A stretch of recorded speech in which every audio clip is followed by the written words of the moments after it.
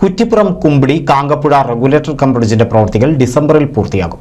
Regulator cum bridge പൂർത്തിയാകുന്നതോടെ പാലക്കാട്, മലപ്പുറം ജില്ലകളെ എളുപ്പത്തിൽ ബന്ധിപ്പിക്കാനും ഇരു ജില്ലകളിലെ ശുദ്ധജലക്ഷാമം പരിഹരിക്കാനും സാധിക്കും.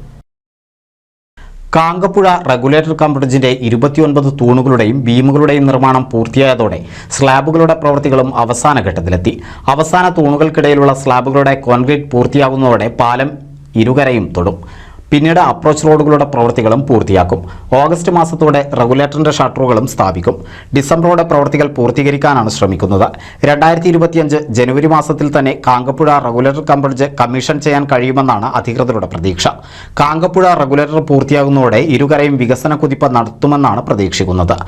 കുമ്പിടിയിൽ നിന്ന് തൃക്കണാപുരം വഴി 14 കിലോമീറ്ററോളം ദൂരം വളഞ്ഞു വേണം കുറ്റിപ്പുറത്തെത്താൻ. പുതിയ പാലം യാഥാർത്ഥ്യമാകുന്നതോടെ ദൂരം പകുതിയായി ചുരുങ്ങും. നിലവിൽ ഇരുകരകളിലുമെത്താൻ തോണികളെ ആശ്രയിക്കുന്ന വിദ്യാർത്ഥികൾ അടക്കമുള്ളവർക്കും പാലം അനുഗ്രഹമാകും. റെഗുലേറ്റർ വരുന്നതോടെ പാലക്കാട് ജില്ലയിലെ ആനക്കര, കപ്പൂർ, പട്ടിത്തറ തുടങ്ങിയ പഞ്ചായത്തുകളിലെ കുടിവെള്ളക്ഷാമവും മലപ്പുറം ജില്ലയിലെ കുറ്റിപ്പുറം, ഇരുമ്പിളിയം, തവനൂർ ഉൾപ്പെടെയുള്ള പഞ്ചായത്തുകളിലെ കുടിവെള്ളക്ഷാമത്തിനും പരിഹാരമാകും. ഇതിനു പുറമെ 2 ജില്ലയിലെയും ആയിരക്കണക്കിന് ഹെക്ടർ കൃഷിഭൂമിയിലേക്ക് ജലസേചനവും നടത്താനാകും. NCV news, Kuttippuram.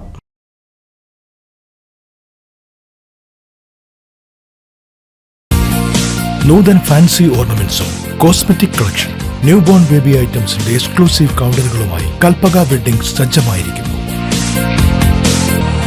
ഏവർക്കും സ്വാഗതം. Kalpaka weddings, Pattambi road, Kunnamkulam.